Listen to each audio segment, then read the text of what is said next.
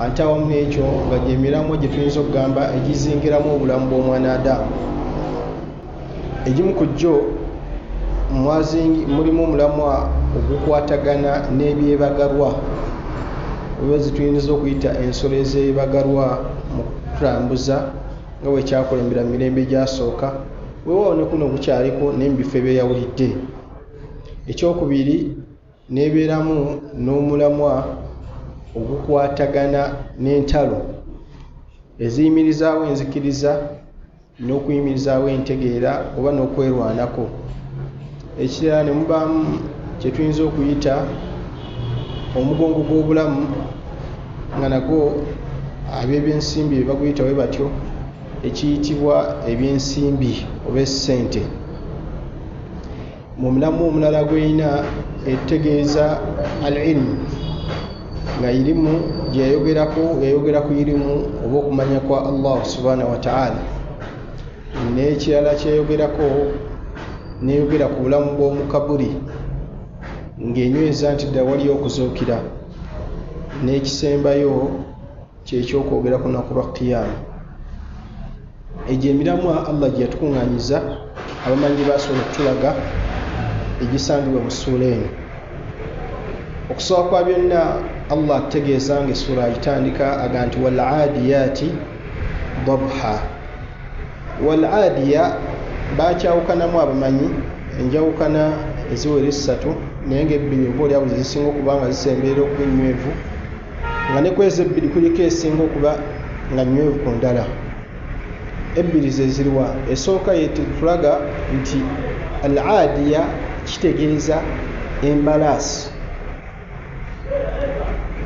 Mu lulimi Luwarabu ebintu bibiri bitera okuba nti bikalo baffe okuba nti tubizza mu Luganda olw'obufunda bwaffe mu kuvuunula.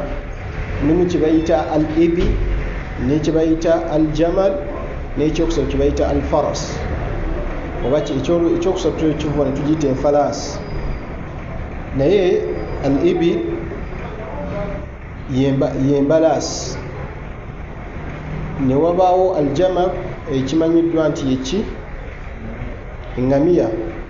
Kaakati al-faras abamu baawukana mu Luganda batera ogiyita endogoyi, naye mu bumpimpi ekisinga okunywererako eno essuula yeyitibwa al-ibi oba enfalaasi. Eno nsolo yeeyawulidde mu kubeera nti yeeyambisibwa mu ntalo.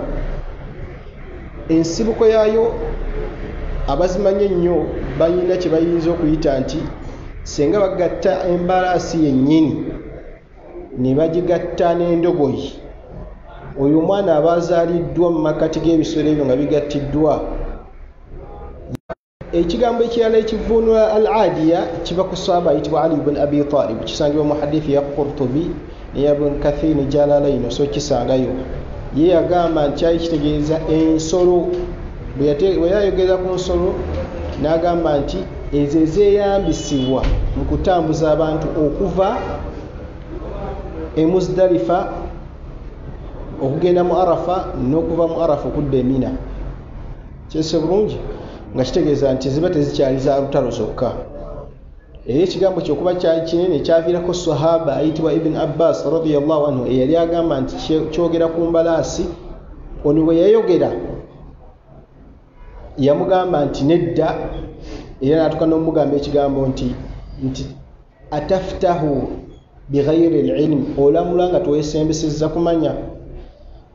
Tekiri mu kubuusabuusa Ali ibn Abi Talib ali mu bantu 10 abasooka okuyingira mu Busiraamu, ate n'abeera asooka mu baana abato. Kyese bulungi, ye mwana omuto eyasooka okuyingira Obusiraamu, yasiramuka alina emyaka 10. Bumpiipi n'aba nga yali amulaga, kubanga mu lutalo lw'e Badiri dubalwa nti lwe lutalo olwasooka mu Busiraamu olunene naye nga w'endalo ezaali entono tezimanyiddwa nnyo. Agamba nti tekisobola kutegeeza mbalaasi olw'ensonga nti mu olwo olutalo twalina embalaasi 2 zokka. Eyaswaba ayitibwa Miqdaad nga yemu ku ze baalina, kati ng'alaga nti tekisoboka kuba nti kinywerera ku mbalaasi mmeka 2. Tugambiriza enjawukana z'abamanyi ku kigambo ekyo. Ad-dabha wal-aadiyaati dabha. dino ly'eddoboozi erisibuka mu nsolo ng'eyitiriza oba ng'edduse emisinde emingi. Dimanyi disobola okuva mu mubiri gwayo oba disinga kuva mu malookooli g'ekisolo ekyo, naddala embalaasi. Kubeera okussa kutuyinza okugerezaamu ne tugamba nti kati enzisa eyo ebeerawo naawe ku muntu esobola okukutuukako ng'odduse ekikumi ekitali kya bulijjo oba emisinde egitali gya bulijjo, okutuyinza okuyita okuweekera. Luganda lwa lutuufu bannange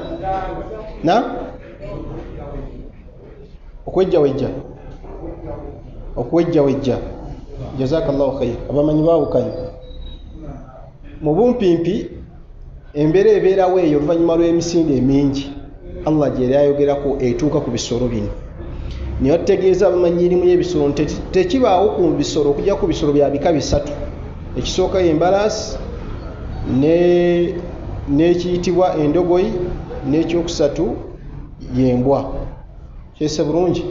Mu bisolo bye bisangibwamu eddoboozi eryo nga oluvannyuma lw'okudduka. Allah atunyunyumiriza oba tutegeeza ekyo. Bwe tugendera ku nzivuno esoose egamba nkitegeeza embalaasi ezeeyambisibwa mu lutalo, kitegeeza nti Allah ayogedde ku ddoboozi erizivaamu oluvannyuma lw'okudduka ennyo. Naga nti wal aadiyaati dabha fal mooriyaati qadha. Ezo ezisobola n'okuvaamu ensasi oba okwakirira okwo okubeerawo oluvannyuma lw'embalaasi okukuba ebigere byayo ku mayinja oba ku njazi. Mu ntalo oba mu yirimu y'entalo ensolo ezo baazambazanga engatto ezeeyawulidde, ng'ekigere kyayo nga bwe kyakula bakifunirayo akagatto ne kabeera nti kakola ki? Kakiyamba obutakosebwa senga eba erinnya ewakyamu. Ekyo ekibanga kyali kisobose bakikola ku nsolo zonna, bwe kiba tekisobose bakirekera ebigere byazo. Naye ku bigere byazo era embalaasi bw'eba edduse oba neekwonagana n'ejjinja oba olwazi muvaamu okwakirira oba kwe tuyinza okuyita ensasi, mu luzungu bakita sparks. Okwakirira okwo okubeerawo oluvannyuma lw'okuba nti ensolo eyo ebadde edduka nnyo, tekusobola kusinkaganibwa oba kulabikako ng'ebadde etambula butambuzi. Kyese bulungi kati Allah kwategeeza falmooriyaati qadha, ezo ezidduka ne zituuka n'okuba nti zivaamu ensasi oba okwakirira okusibuka oluvannyuma lw'ebigere by'ensolo ezo oba embalaasi okukwonagana n'enjazi. falmooriyaati qadha falmughiiraati, ezo nga zo ntabaazi oba zirumba oba zizinda, nga zizinda mu kaseera k'amatulutulu oba akaseera k'okumakya ketuyinza okugamba ng'ekiseera ky'essubi kigenda okuyingirawo. Mufe abantu kitwale ng'ekiseera abantu kibakeereramu okuyingira ekibuga nga ssubi tennakola ki. Abasuubuzi abasinga okukimanya beba ebyokulya oba eb'ebirime nga olaba abantu b'ennakasero nti babeera mu kibuga okuva ku ssaawa nga 10-11. Kyese bulungi. Allah ategeeza atya falmughiiraati subha, ezo ezizinda mu kaseera kaki k'amakya. Allah agamba nti fa atharna bihi naqa, ziviirako okuba nti olw'emisinde gye ziriko ziviirako okusitula kw'enfuufu. Kiri kyabaddewo oluvannyuma lw'okuba nti zaatambulidde ku njazi ne muvaamu ki? Ensasi oba okwakirira. Kati ate bwe zisanze ki? Enfuufu oba omusenyu oba eddungu oba kiki ekibaddewo? Fa atharna bihi naqa, kiviiriddeko okuba nti weetadde ekigere bw'eba ekijjawo olw'emisinde gy'ebeerako esitula enfuufu. Kyese bulungi. Ekyo nsuubira wabuli omu yali akirabyeko embwa senga eba eddukidde wali enfuufu oba ku ttaka, ogiraba ng'ekigere kyayo yakitadde ereka ekoze eki? Eviddeko enfuufu okusituka. Nga bw'okiraba nti n'emmotoka oli bw'agisimbula ne sipiidi bw'aba ddala ng'adde ku ttaka kulaki? Enfuufu esituka. Ati Allah kyategeeza nti ezo zirekawo obuufu bw'enfuufu okusituka nga zidduka. Yese bulungi. Twagambye nti essuula eno egimu ku miramwa gyayo etunyonnyola obulamu bw'olutalo mu kaseera kaabwo. Ekyokubiri, ekyo tekibeera ku nsalo za wansi oba ezinyoomwa. Kyese bulungi kitegeeza kiba kitegeeza nti boogera oba kyogeddwa ku nsolo ez'amaanyi oba ez'enkizo mu kiseera ky'okulwana. Kikyenyiza okugirayo nga weewuunya lwaki Allah ayogedde ku nsonga efaanagana n'olutalo n'atuuka n'okunyumya ebifaanagana ebityo. Ekyo kyekyaliwo ekiseera ekyo lye lyali ettuluba ly'okunoonya oba okweteekerateekera olutalo nga muli ku ddaala erya waggulu, nga bw'olaba essaakati nti abeeteseese mu lutalo bajja ne kibayita drone. Kyese bulungi nsimbale eziyinza okuba nga zirina ennyonyi ezo nga gye mwalaba gye baakubiswa abakulembeze ba Iran omwali gwe bayita General Sulaiman, mu mbeera nti kyali nti bu drone kaba kanyonyi akaso okusinziira ewala nga wansi tosobola kukalabisa maaso n'ebyuma ebitali bya bulijjo tebisobola kukalaba, naye ne kafuna tageti ku muntu mbwangu oba omuntu wakola ki watambulira, ne kaviirako okuba nti olutalo lusobola okuba nti bakulukuwangula ng'omulabe wooba yakubye takoze eki tomulabyeko baye takoseddwa. Kati ku mirembe giri olutalo lwabwe eyalina ensolo ezo ez'ekika ekyo yali ow'enkizo. Kyese bulungi ng'ensolo weba nga nnamu erina okulabikako ebyo, ng'eri mu nsolo ezisobola okusimbula ekiro, eri mu nsolo ezisobola okuba nga olw'emisinde zaayo evaamu eddoboozi, eri mu nsolo ezisobola okuba nti ziviirako ensasi okulabikako mu kiseera nga ziyise ku mayinja oba ku njazi, eri mu nsolo okutambula kwayo nga kuviirako okusitula enfuufu n'ekola ki n'esituka. Fa atharna bihi naqa fawasatna bihi jamaa. Allah ategeeza nti fawasatna bihi jamaa. Omanyi bakyawukanamu enjawukana bbiri. Esooka fawasatna bihi jamaa, ezo ezizinda abalabe nga zibayingirira mu makkati olw'ensonga nti lubeerera omuntu yenna ali mu kulumba talumbira ku mulyango oba talumbira wa makkati. Kyese bulungi tegateeyolesa oba tavaayo lumu mu bumpimpi kitwalye ku muzimbo nti teriyo ennyumba gye bazimba oluggi lwe twaliise main door ne baluteeka ku sides. Si bwe kiri? Tegamba oli okuzimba ennyumba ng'ennyumba bw'ogituukako ne bagaa nti kati ogiyimiridde mu makkati ate oluggi olukuyingiza nga luliwa ku mabbali. Mu mbeera z'olutalo omuntu yenna wano makkati wewabeera omukulembeze oba wetugamba wewabeera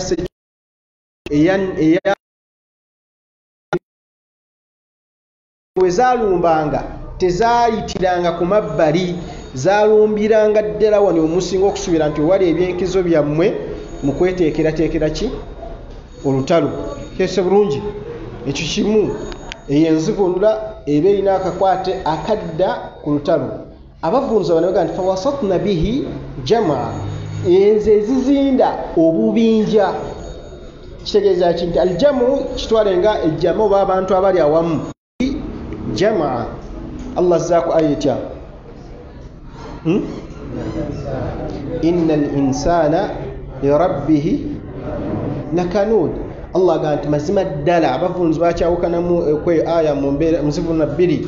Esooka egamba nti kuliko ekiyitibwa adhamir innal insana lirabbihi lakanud, nti mazima ddala omwana Adamu eri Mukama Katonda we lakanud. Enzivuna esooka kafir, bimaana nti muwakanyi oba ajeemera oba tisimusiimu eri ebyengera bya Allah. Mu mbeera etya nti ebyengera bya Allah bibuna buli kitonde, omuli ebitonde eby'emitendera egya wansi ng'onoga nti emito oba emikulu oba emikadde, omuli emitonde ebisajja n'ebikazi. Ekyo kimu ekiramu ekyo mu mwana Adamu kibamuyitiramu omuwakanyi nti omuli n'omutonde alabyeko oba amaze okukakasa nti ddala Allah gyali, naye era asigala amuwakanya mu butamugondera n'okujjuliza Allah byamusaba. Muzingira n'ekitonde ekirala nga kyo kiwakanyi lubeerera kyekiyitibwa al-kafir omukafiri. Ekigambo al-kufur kiva mu kubeera nti omuntu yakfuru bini'ma Allah oba bini'mati Allah, awakanya ebyengero by'ekyengera kyani kya Allah. Bonna boolaba nti tubayita erinnya eryo oba tubakasaako ekigambo ekyo kibanyiiza olw'ensonga nti baba bamanya amakulu gaakyo nti tubagambye nti mwe muwakanyizza ebyengera bya Allah. Kyova olaba nti ekisa kya Allah kyabuna wa rahmati wasat kulla shay. Allah yenyumyako n'atutegeeza mu Qur'an ti ekisa kyange kyabuna oba kyatuuka buli ku kintu kyonna kuno ku duniya. Kyova olaba n'abo abali mu bulamu ffe abayinza okuba nga Allah lyatuluŋŋamizza tusa Allah atuwangalize ku buluŋŋamu nga tubeegomba n'osanga omukafiri nga kkiriza noga nti senga nze ndi bwentyo, naye bweyagwa bitegeera nti ddala bawakanyi buwakanyi.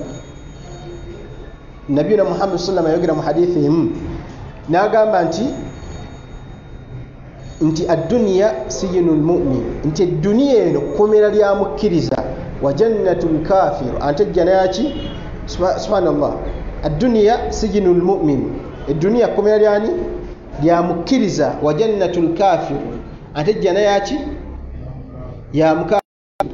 Nabbi sallallahu alaihi wasallam okusomesa hadithi eyo abakkiriza yabatula mu bifuba ne batebenkera nayo, nebamanya nti wano we tuli tulina okubaako bye twerekereza ng'abali mu kkomera ku lw'okusiimisa Allah, ate bali abaganya okumusiimisa oba okumugondera be bali mu kkomera. Omu ku bazzukulu b'omubaka Nabiyuna Muhammad sallallahu alaihi wasallam ayitibwa Hassan yali ku ddaala nti yali mu bantu abaali beeyagala. Lumu yayina embalaasi ng'enyirira nnyo ng'era ya bbeeyi, era mu biraga nti yali musajja wakweyagala, yali musajja nga yeekuba akawowo akakolebwa kampuni eyimiddewo ku luleka. Naye kikyenjagaddemu baamusanga ku mbalaasi ey'ebbeeyi omukafiiri n'amugamba nti mazima nti jadduka jajjaawo kadhaabu, jajjaawo yali mulimbi, ng'ategeeza omubaka Nabiyuna Muhammad sallallahu alaihi wasallam. Kyaba mubuuza Hassan nti ewange mbulira kiki yakulimba oba kikuviirako kumuyita omulimbi. Aga nti jajjaawo yatugamba nti eno edduniya kkomera lyammwe, ate ki jana yaffe. Tuli bumu basiraamu. Yamugamba atya? Eno edduniya kkomera lyammwe mmwe abakkiriza, ate jana yaffe ffe abaki abakafiiri. N'amugamba nti nedda teyalimba, wabula ekigambo kiggwa atakitegeera. Namugamba kitegeeza ki? N'amugamba nti okusinziira ku ebyo Allah byanteekedde mu bulamu bw'oluvannyuma oba obujjana, essaawa eno gwe andabye n'embalaasi n'ogyegomba, essaawa eno ndi mu kkomera. Amakulu nti guno omugabo mutono nnyo ku ekyo kye nnina oluvannyuma lw'okufa senga nsingana Allah nga nimuba mukkiriza. Ate okusinziira ku ggwe Allah kyakuteekedde mu jahannamu oba mu bibonerezo bye, bwe tukikompeyalinga oba ne tukigerayigalaganya n'ekyo ky'olimu essaakati, essaawa eno oli mu jjana. Kyesa bulungi kwegamba essaakati oli mu kwetaaya, weeyagala, olya, onywa, okyala, osuubula. Naye oba mu bulamu bw'omu jahannamu waliyadhu billahi sallallahu tasa omuliro, teriyo kulya okwo nti olya by'oyagala, teriyo kunywa nti olya emmere yabwe guliba muti omukyamu sallallahu tasa gwamaggwa, ate emmere yaabwe ebyokunywa byabwe galiba masira na kisaayisaayi. Kati abantu b'omu jahannamu n'embeera gy'olimu essaakati ki? Oli mu jjana. Omukafiiri n'agenda ng'atebenkedde ng'alaba nti avvuunuddwa oba annyonnyoddwa bulijjo by'atategeera. Tusaba Allah atugumye era atutebenkeze okugumiikiriza ekkomera lino. Amugamba nti innal insana li rabbihi lakanud. Aya eddako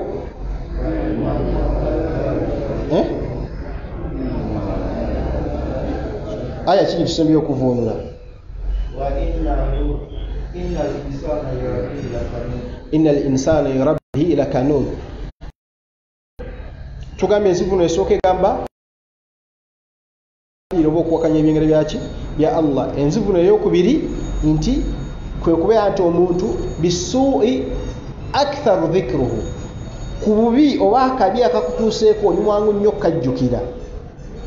Kyese bulungi kitwale mu bulamu bwaffe nti omuntu bwaddaawo n'alowooza ku Allah, bw'amulowoozaako asinga kulowooza Allah butakwata oba butakola ku nsonga ze zimuluma. Omuntu watuukibwako akabi akoogera, ate watuukibwako akalungi akola ki? Akasirikira. kakitegeeza nti ku Allah enneeyisa yaffe ebeera nkyamu. Twemulugunya mangu nga tutuukiddwako akabi naye mutemu birungi oba mubirengera tetwogera. Tulina ku ddaala eribikweka ne tutuuka n'okukuutiragana nti wange toyogera birungi byo abantu bajja kukuba ekiiso. Kyese bulungi awamu n'ekyo nga hadithi n'obujulizi obutulaga nti n'ekyengera Allah kyakuwadde. Allah ategeeza mu Qur'ani mu sura zitwavunula emabegako fa amma bi ni'mati rabbika n'ebingera bya Allah wamwe mukole ki mubyogereko ayinzibunira nti mubyolese naye ebyengera tetubijjaayo. Ate awala nabiyina Muhammad sallallahu alaihi wasallam ategeeza inna Allah yuhibbu an yara athara ni'matihi ala abdihi. Allah anyumirwa okulaba obuufu bw'ekyengera kyawadde omuddu we nga bumulabikako. Allah bw'akuwa ensimbi weeyise ng'omugagga. Kyese bulungi niyo omuntu n'omusanga ng'alina ensimbi nkyogera mu mbeera si yakukakkanya naye omuntu ng'alina ensimbi tewali nsonga lwaki obeera mu mmotoka eya layisi era tekirimu bwa haramu kusalawo kubeera mu ya bbeeyi tofuna na musango. Kyese bulungi olw'ensonga leero eddaala oba omuteeko Allah gwakoze ki gwakutaddeko enzigulu n'okujja ku bantu nga mubajja mu kweyagalya mu byengera ebyankyamu basahaba abaatukulembera mu bulamu buno n'obitegeera baabirabikako. Kyese bulungi bayambalanga bulungi nabiyina Muhammad sallallahu alaihi wasallam yali ayambala bulungi. Tewali nsonga lwaki omuntu olina ensimbi ate n'oyambalanga omunaku. Tewali nsonga lwaki omuntu olina obusobozi obusobola okulya ekijjulo ekirungi oba ekyebbeeyi ate n'olya kyalayisi. Kyese bulungi olw'ensonga nti Allah ayagala ebyengera byakuwaddeko bikulabikeko era ekisomanya byewuunyisa bonna ababemmye obyeyambisa nga Allah akyabibawadde bw'abagezesezza n'okubibajjako ate bawunze buwunzi. Kyese bulungi muntu Allah yakuwa ensimbi mu kaseera kuwazirinamu tuwazeeyambisiza mu kwetuusaako obulungi bwonna.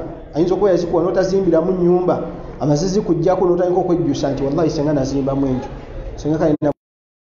senga abaana bange basomera eri emmere senga nagirya. Ebyo byonna oba weeryazaamanyizza era kyobola mu Busiraamu tebabiweeramu zaka. Omuntu woba olina bizinensi katuwa ekyokulabirako ng'ennyumba z'abapangisa bazisasulamu emitwalo 10 ezo olina oziwaamu ezizaka ebbanga lyema nga zijjuliddeko obulombolombo obubiri obw'ezzaka omuli akalombolombo akekiyitibwa alhawl okuyitibwako ki omwaka. Kyese bulungi ekyokubiri anisaabu okutuuka ku kipimo ekirina otutoolebwamu ki ezzaka. Naye omuntu oyo alina obuyumba bwe bajjamu emitwalo 10 bw'aba asula mu nnyumba ya biliyoni Obusiraamu temugamba nti wange ennyumba gy'olumya biliyoni toolamu ezzaka. Kyese bulungi kubanga kiri kyengera akyeyambisa n'owaba alina emmotoka ya biliyoni 2 tebagitunuulira terimu ebyo bitoolebwamu ebbanga lyamala nga kirimu ebyo byeyeetuusaako oba byeyambisa. Kyenjagaddemu lakanoodi omuntu ayanguyirwa okujjukira akabi Allah kamuleesezza. Omu ku basalafu saalih abaatukulembera abalongoofu yagamba nti nze idha da'awtu rabbi bilhaja bwengeza nenkowoola Mukama Katonda wange nga nyina obwetaavu amakulu ne musaba edduwa fa a'taani bima sa'altahu nampa ekyo kye musabye afrahu marra nsanyuka omulundi gumu wa idha mana'ani bima sa'altahu anti bwageza nannyima ekyo kye musabye afrahu ashara marrat munjogera endala afrahu marratain nti nsanyuka emirundi 2 ate munjogera endala nti emirundi gumu. Ne bamubuuza nti kiki ekikuviirako okusanyuka nga Allah akummye ky'omusabye ate n'osanyuka nnyo oba n'osanyuka emirundi 2 oba 10 ng'ate yese bulungi n'osanyuka nnyo nga takuwadde ky'osabye ate bw'akuwa gwe ky'osabye n'osanyuka omulundi gumu n'agamba nti li anna al-awwal naga ku lw'ensonga omulundi ogumu guno gwe musabye ekyo n'akyempeerawo hatha ikhtiyari okukubadde kutegeera kwange na kusaba kwange nga naba kyensaba kyekiŋŋwanidde kati Allah nampa buwi olw'okuba nti obwongo bwange bukomaawo okutegeera naga nti walakin fi marrati athani mulundi ogwokubiri Allah we musabye n'atampa kye musabye hatha ikhtiyaruhu okukubadde kusalawo kwe. Kyese bulungi ate nga tufenna tukakasa nti okusalawo kwe kuba kwetoolodde okumanya kwonna. Kyese bulungi nga kitegeeza nti gojja kwesabira ekintu nga kirimu akabiiko.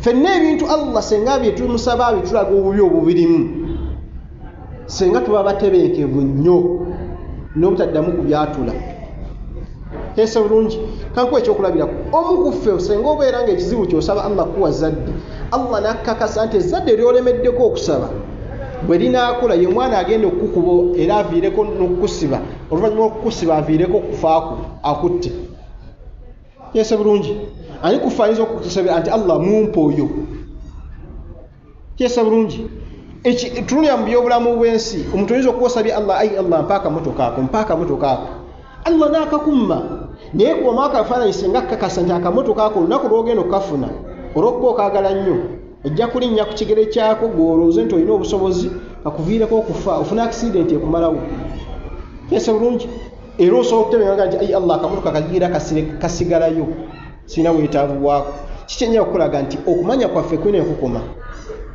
naye Allah wabanga yatondeddewo ekyatuwadde kyekisingako bulungi ki gye tuli kati lakanodi twanguyira nnyo okumusaba okukomplaininga ku ebyo byabadde atutuusizzaako nga birimu ekigezo oba akabi mu ndaba yaffe ne twerabira n'ebirungi byonna byadde atuwangaalizaamu olubeerera yese bulungi ayiddako egamba etya wa innahu ala dhalik nti abavunzi bakivunulira nakyo emirundi ebiri nti wa innahu ala dhalika la shahid baga nti dhamiri eriko etegeeza nti eddeeri abamu baga nti eddeeri Allah nti wa innahu ala dhalika la shahid mazima ddala ye Allah kwekyo ekyokuba nti omwana Adamu akaafuwali ebyengera bye oba mwangu nnyo okwogera ku bubi akoba ekigezo Allah kyamuletedde Allah mujulizi ku kyo kese bulungi nti Allah mujulizi nkino kyatogeddeko tatuwayiridde tuli abo era ng'obwekitunulya wallahi mu butuufu bwakyo twanguyira nnyo bwe tufuna emisiiba tukuba amasimu netutegeeza buli omu naye ku byengera bya Allah tetulina bye tukowoola kuganyulwa wadde okweyagala nabyo abamuvunza bane baga nti wa innahu ala dhalika la shahid nti eyo dhamiri eddeeri eri omwana Adamu yennyini nti naye yennyini mujulizi kwekyo kyesa bulungi tinaffe ffennyini tujulira nti wallahi ebyengera bya Allah tubyeyagaliddemu naye tetubadde basiimu tunuulira nze naawe buli omu yeebuuze nti okuva ku makya ani yeebazizza Allah okubeera nti tannaba kufuuka muzibe okutuuka ssaawa zino nga nti alhamdulillah bamuzibe mbalaba tusadde essola nomubadde muganda waffe muzibe abamu ku ekituuza okuba mu dduwa zaffe tekibanga nawo tetwebazangeko Allah nti ayi Allah weebale kubeera nti nazaalibwa nga soose kukusaba kubeera mbalaba bameka abayingidde eddwaliro bameka abaliyo nga tebamanyi ddiwe banaavaayo bameka abakasiddwa nti ddala obeera bagenda kuba we batyo ayingidde eddwaliro akutuseeko amagulu tegagenda kudda naye byonna ebyengera tetubeera nkumu abo abakera ku makya noga nti alhamdulillah omuntu noyingira masjidi tuyingira masjidi nga twategese oluvanyuma lusala ngenda kusoma edduweno mu swala ngenda kusomeramu edduweno ku sujudu naye bameka muffe nga tuyingira esswala nga tuyingiramu kwebaza bwebaza nga wamune kuliko endagaano ya Allah la in shakartum singa mulimu abo banneebaza ebyengera byange nja bongera amanyi bonna batuvunula aya nga bategeeza nti okusooka kwa byonna mulimu dawamu ni'ma wa thubutiha wa ithbatuha nti wa kathratuha nti omuntu senga yeebaza Allah ebintu bisatu ateeko bifuna dawamu ni'ma ebyengera byalina nga tetunatuuka ku kiri Allah kyatulaganyisizza nti agenda tutongera kitegeeza nti okwongera kwonna kujjulirira kwekyo kyolina kusigalawo sibe kiri tosobola kwongerwa ate nga bakuggyako kitegeeza oba toyongeddwa kakitegeeza nti mulimu dawamu ni'ma ebyenga bye tulina senga twebaza Allah tuba bakakafu nti bigenda sigalawo obulamu bwolimu essakati oba oli musiimu ku bo kakasa nti Allah agenda bukulekera senga obadde okoze ki webazizza ekyokubiri dawamu ni'ma wa kathratuha n'okuyingiwazibwa kwabyo ebyenga byolimu omuntu abala bizinesi olina akaduuka kamu ng'osaba Allah akuwaako okubiri n'otandika okuba n'amatabi tewewange mu kisenyu nnyinayo ku bbiri nnyinayo enkyengera nnyinayo kyese bulungi Allah abiyingiwaza wa thubutiha n'okubiggumiza nga biri awo na bizinesi yo ng'abantu ne bakutuusaako akabi bakoledde enkwezi okumalawo ebyengera abantu baga nti oyo buli lwagwa lwaddayo lulu kyese bulungi naye bala bafuna bufunyi shoko ebintu byonna byalina ebyengera ne biggwa nawo kakitegeeza ki lakanun wa innahu ala dhalika la shahid. Naffe ffennyini tuli bajulizi mu kubeera tuli bakafiiri oba tukaafuwalira oba tuwakanya oba tetuli basiimu eri ebyengera byani bya Allah. Sallallahu tuteeke mu abo ebitongo ebisobola okujjukira n'okumwebaza. Kibula mu dduwa ezimu ennungi era ziri mu dduwa Nabbi sallallahu alaihi wasallam zaateerekayo ekiseera kye kyonna ng'asadde essola, yagamba ng'edduwa egamba nti Allahumma a'inni ala dhikrika wa shukurika wa husni ibadatika. Eri mu dduwa Nabbi zaateerekayo mu swala ze. Abamu bakyawukanamu nti yasoberanga mu swala, abalala bagamba oluvannyuma lw'essola. Naye kitwagaddemu ki? Gitunuulye amakulu gaayo ega nti Allahumma a'inni, ay Allah nsaba onnyambeko ala dhikrika, onteekemu ebyo ebitonde ebisobola okujjukira. Kirimu n'okuba nti eswala gye tusadde kuffe teri alina bujulizi nti magaliba ojja gisaala. Wallahi oyinza okweraba nga alina imaani naye nga neyebesembe eswala yo okulabikako mu masjidi. Ogenda kutomeraawo shaitaani wa Allah gensi n'obulamu bw'ensi, masjidi olabika giyitako ng'ogikubira bukubizi jjamba. Sallallahu kitutaasa agamba nti a'inni ala dhikrika, ay Allah nsaba onnyambe era ontaase onnyanguyiirize mu kukujjukira n'okukutendereza lika n'okwebaza ebyengera byo olw'ensonga nti wallahi teriyo ekitonde kya Allah ku duniya okujja nga kirina ebyengera bya Allah bekirimu. Kiba bubeezi nti tobibala naye nga byengera ng'era oyagala bitegeera kyova Nabbi sallallahu alaihi wasallam mu hadithi endala yategeeza buli woba oyagala okwebaza Allah tunuulira gw'osinga. Awo wooli wotannaba kusiima oba watunulawo naga nti Allah wontuusa awo ebyange biba biwedde. Kampa ekyokulabira ku ffenna kade ssanyu tuli mu Kampala. Sibe kiri basiraamu munziremu. Tuyinza okuba nga wakakasa nti tuli mu Kampala. Naye ekyenja okukasa nti mu Uganda yaffe wali asaba edduwa nti ayi Allah nyamba nnyingira ekibuga. Naye nga gwe teri mu dduwa zo era tutukeeranga kaawo n'okyebaza Allah nti wange Allah nti wansiimira okuba mu Kampala oba wandeeta mu Kampala nimu abo abatebenkeddemu. Mulimu abayingira mu kibuga kino ennaku bbiri ekimu okyeraga nti bisimillah nzizeeyo. Mula abantu bagenda e Bulaaya, omuntu agenda e Dubai nnaku 3 nyina gwe manyi amalayo wiiki emu n'afuukira ekizibu abamutwala munzize waffe kuno kubonaabona tekugambika. Ate nga yali musajja kubanga abasinga okubonaabona bafuna obuzito baba bakyala tusaba Allah abataasa era banguyize. Naye kyenjagaddemu nti wona ekyengera kye tulimu nti okuba tuli mu Kampala tosobola kyebaza Allah kubanga tokirabamu. Kangulage mukumanya nti kyengera omusiraamu omu mukyalo ewaabwe annyumiza nti mukyalo ewaabwe waliyo omusajja eyamwetamwa era n'amuyita omulimbi naye nga nsonga ki naga nti oyo omusajja wallahi mubi nnyo kuba yakinyumiza omulaga nti musajja mubi nnyo. Nambuuza nsonga ki naga nti alimbalimba ebintu ebitalina makulu ng'ate musunguwavu. Namubuuza nti kiki yakulimba okikkiriza nti yatulimba naga nti mu Kampala emmotoka zikwata jjaamu n'obula w'oyitira gwe w'ebigere n'owa booda awamu n'ekyo n'ejjaamu n'otula mu mmotoka essaawa 2 n'agamba munne wamma ekyo gye kiri. Otegedde omulamu olw'ensonga okusobola kwa byonna oyayogera ekyo tatuukanko mu Kampala. Katonda abeerayo amunyumiza ki ebibaayo naye yamunyumiza ebibaayo yamukyayira mu bukyayizi kubanga si kujerega bwe kiri wano mu ggwanga laffe Uganda. Simanyi ekibuga kikwata jjaamu kujjako Kampala ng'ojjeko bino ebirinaanye nti wakisoka mukono. Mbuuza kumanya bannaffe Masaka basobola okukwatibwa jjaamu naga nti oluguudo olukulu jjaamu akutte. Ebibuga byaffe byonna ebya Uganda tibagaa nti jjaamu akutte eggulu tolina woosala wano mu Kampala kubanga we wasinga obujjuzo oba abantu abangi. Kaki kyenya okulaga nti ono kyamuleetera okulwa nti ono yamukyanaga nti oyo alimba olwokuba nti yeye ali e Kampala atulimba atuwulya ebintu ebitaliiyo ne mu bwongo ebitasobola kutuulamu. Kati nze naawe abeera muno kikakasa era tekirimu ebyo ebisobola kukukyusa. Nabagamba nti wano ffenna bali wano tewali wayinza kufuluma wabweru nga w'emmotoka eri awo. Sibo kiri naye kakasa nti tugenda mu byalo n'ogenda okulaba ku jjajjaawo baki banneiba ne bajingiza kyesa bulungi. Abaana wano ekibuga kizibu okukirako kati abaana b'omu kibuga babatenda mputtu. Omwana ajjange emmotoka ejja ekuba n'engombo n'agaanirayo naye ab'omukyala asooka n'adduka eri ku mugulu mu bisaalo n'agiringiza ate n'atakomawo n'emmotoka n'agikubira bbaayi naye gyakubidde ejjambo abatuddemu endabiramu baziseesezza tegatalina nti alabye muntu. Kati ebyo ndina okuba nti gwe Allah takuteekako edda tosobola kukiraba. Kyesa bulungi wa innahu ala dhalika la shahid.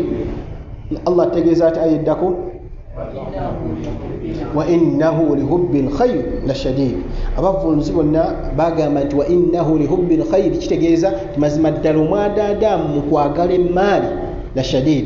Bategeeza nti qaddama Allahu almahabba ani tashdid, nti Allah yakulembeza okwogera ku bwagazi nga tanaggumiza. Kyese bulungi kubanga yagamba nti wa innahu lihubbi, mazima ddala omwanadamu ye mu kwagala lihubbil khair, mu kwagala emmaali la shadid. Allah naggumiza nga anyweza. Ekibuuzo kigamba nga kyangu nnyo kyanukula, era nsuubira nti mulimu abantu aboogera amazima. Kufaana aliwo n'atayagala mmaali. Tutegere nti eno aya tegwanidde kuba sekaga italiiwo teyazze kade sewe. Kitegeeza nti n'abaabo abataliiwo tuli bajulizi oba olyawo abamu mu kujagala ennyo tebayingidde na mu masjid. Si bwe kiri? Kigamba akakantu Allah yamanyike yakateekamu kaagalibwa buli muntu. Omu ku basomesa bamuta Sheikh Muhammad Sekadi ayogera agamba kansesa mu darasa ye wali Makere waba tusomesa, ayogera agamba nti okumanya emmaali eyagalibwa nti omuntu osobola okuba nga oli mukozi eri mukamaawo n'amala emyezi ng'etaano nga tasasula musaala, ate ku lunaku lwakuyisa okukusasula n'akuvuma, nti mu kuvuma kwe tusobola complaininga nti akuvuma. Kyese bulungi kama naga nti olinganga embuzi olinganga ente kwata ssente zo osanyuka ye mukama wange ninyanga oba musanyufu. Kitegere kwegamba biri byonna obyerabira olw'ensonga nti olina kuwola ki kolabako nyinga mu bulamu bw'ensi bwonna teriyo ekintu kiri kwero eddaala. Omuntu n'oba oyagala emmere oli n'agikuvumira oyinza n'omugaa nti ngikulekedde emmere yo.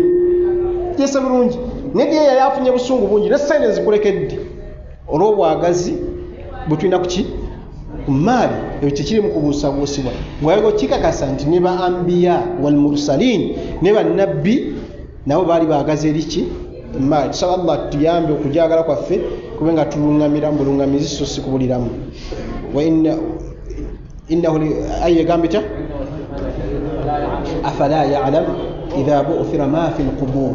Abaffe omwana Adamu oyo afala ya'lam tamanyi oba tafumiitirizaamu wadde okulowooza idha bu'thira bwe binaabanga bizuukiddwa ma fi al-qubur, ebyo n'ebisangibwa mu kabuli.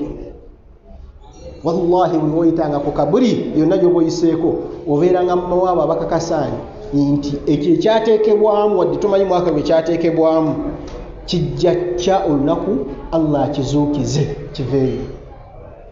Kyese bulungi afala ya'lam idha bu'thira ma fi al-qubur.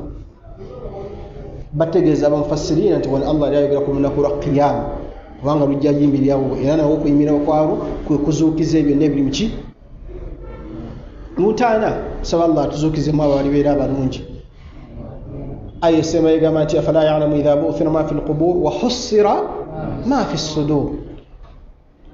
Wa hussira ma fi as-sudur, nebyanjuluzibwa newa nebyolesebwa ma fi as-sudur, ebyo n'ebyali bitutudde mu bifuba, omuli entegeera, omuli enzikiriza, omuli ebyama, ebyo byonna Allah akoleki abyanjuluze. Olunaku olw'okumanya luzibu nnyo mu aya endala kye bayita tafsir al-Qur'an bil-Qur'an, okuvuna Qur'an nga weeyambisa aya endala. Allah ategeeza mu aya endala yawma tubira as-sara'ir, olunaku lwa qiyama luliba lunaku lwa kwanjuluza byama. Kyese bulungi abantu tulina ebyama, abamu tufudde nabyo, abamu tubikwekedde ebbanga litamanyiddwa, abamu abantu bwe babitegeddeko batidde n'otya. Kyese bulungi naye ku lunaku Allah yajja kubeera ku kino agamba nti hussira ma fi sudur, byonna bigenda kwolesebwa biragibwe ebyo byonna ebyalinga mu bifo byaffe. Mu kisinga okuba ekyennaku kyensaba Allah ntaase nammwe mu binaayolesebwa mu mitima gyaffe kwe kwolesebwa kw'omwana Adamu nti ddala walimu abo abakwenyakwenya Allah nga tulimu abo abasiraamu abaali abanamaddala.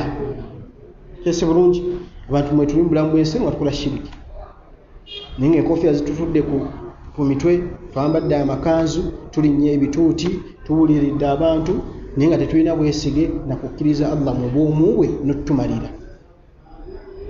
Ekyo nkuutira omwoyo gwange n'ejjammwe buli omu weetunulemu nti amazambi gonna gasobola okuba nga gakuyuuzayuuza naye tuzanyiiranga ku zambi Allah lyalangiridde wayaghfiru ma duna dhalik ajja tusonyiwa kyonna kyonna ekitali bashiriki. Leka tugende okwanjuluzibwa twolesebwe olunaku lwa qiyama omuntu bagambe nti Hamisi yali musezi sallallahu kitutaasi okujja ku lunaku lwa qiyama Allah n'abalaga nti nze nali musezi. Kitono nnyo okujja ku lunaku lwa qiyama Allah obbalaga nti nali mushiriku. Kyese bulungi kubanga liri mbeera mukakafu nti essaawa yonna Allah agenda kunsonyiwa bwemana likolera tawuba niwe mbasa alikolera ku lunaku lwa qiyama ine ekisa kyategekedde okuwoleseza eri ebyo ebitonde ebyo ebyeyawulidde. So Allah ateeke mwabo balisaasira era balisonyiwa mu mbeera efaanagana bwe batyo. Eryo ddyo bwe likyolesebwa nti omutima gwo n'enzikiriza mu bifuba byo tegwali mu abo abategeera Allah mu kwawulako okumu okulibeera khasra fi ddarain olibeera ofaafaganiddwa ku myaliiro gyombiri ogw'eddunya n'ogwawa n'ogwa akhira husra ma fi sudur. Naam inna rabbahum bihim yawma idhin la khabir.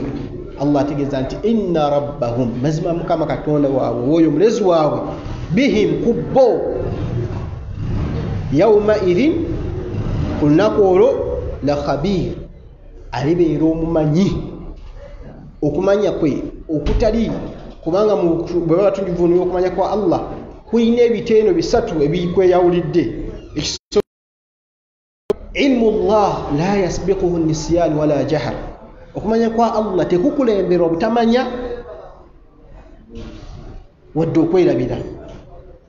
Kyese bulungi ti Allah tabeerako mu mbeera nti kati naye avumbula. Kyese bulungi era kyova olaba nti eri ku ntandikwa y'okututonda bwe yali atonda omwana Adamu malayika zaakaya nezigamba nti gwogenda okutonda akola ki? Agenda kuyuwa gundi inni ja'ilu fil ardi khalifa qalu ataj'alu fiha man yufsidu fiha ay Allah gwogenda tuteekako oyo agenda okukola ki? Okwonoonirako wa yasfiqu ad-dima ate ayona omusaayi. Qala inni a'lam ma la ta'lamun. Allah nategeeza nze mmanyi ebyo mutakola ki? Mutamanyi. Maliriza nga abategeeza nti kola olunaku Allah okumanya kwe kulibeera kwakutwoleseza nga buli omu Allah akolesa nti ne fayiro ye nga toyinaamu kubuusabuusa nti kano bakakuwaayiriza kano tuwakokola kano bakakengezza nga kyonna kye twakola mu bulungi bwa nga kijjuvu mwekiri. Ibn Mas'ud yayogera ekigambo ky'ensembyayo nakyo yagamba nti bu'da aw sukhta liman ghalabat ahaduhu asharatuhu nti ng'afaafaaganiddwa obanga yeesambisiddwa obulungi oyo yenna liman ghalaba ahaduhu oyo yenna gwe binaawangula eyo emirimu gye yakola nga gisasulwamu kimu nga nayo gye emirimu gyaffe emibi. Kyese bulungi ezambi eryo tukoze Allah aliwandiika nga ddyo limu ma'a al-ghufrani wal afu awamu n'ekyo waliwo okusonyibwa singa bwewayenenyeza ne bali kusangulako oba Allah okukuleka nga tewenenyeza n'akola ki? N'akusonyiwa. Naga nti liman ghalabat ahaduhu asharatuhu oyo ebibi bye ebibalwa nti kimu ne bisinga ebyo ebirungi bye ebyabalibwamu oba ebyakubisibwangamu okutandikira ku 10. Kyese bulungi olw'ensonga nti buli kirungi kye tukola Allah waba atuwaamu empeera zaakyo atandikira bi ashri amthaliha ku 10 nakudda waggulu kutuuka ku 7 ku hadithi emu ila 700 dha'f okutuusa ku mirundi 7. Kati kijja kitya okuba nti wakola nga kimu nga kirungi ne bakikubisaamu 10 ate n'okola ekibi ne bakikubisaamu 1 ate ne weesanga nga bino eby'e10 byawangulwa eby'ekimu. Kyese bulungi kulibeera kufaafaagana okusaba Allah tusonyiwe era tutaase tubeere mu abo baalisaasira bafune obuwanguzi bw'olunaku lwa qiyama. Subhanakallahumma bihamdika ashhadu an la ilaha illa anta astaghfiruka wa atubu ilayk. Assalamu alaykum wa rahmatullahi wa barakatuh.